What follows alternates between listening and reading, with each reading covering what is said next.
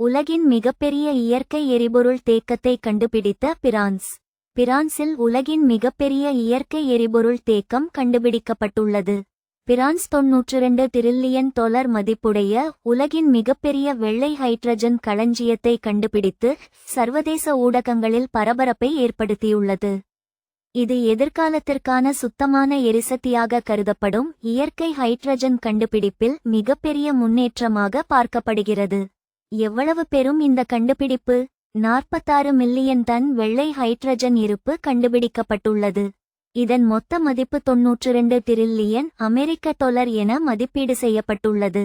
பூமியின் அடியிலிருந்து 1250 மீட்டர் ஆழத்தில் இந்த மிகப்பெரிய களஞ்சியம் கண்டுபிடிக்கப்பட்டது.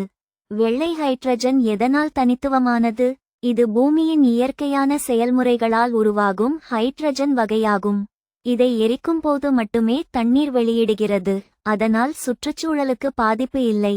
மறுசுழற்சி செய்யக்கூடிய சுற்றுச்சூழல் மாசற்ற எரிசக்தி ஆதாரம் என்பதால் எதிர்கால எரிசக்தியாக கருதப்படுகிறது.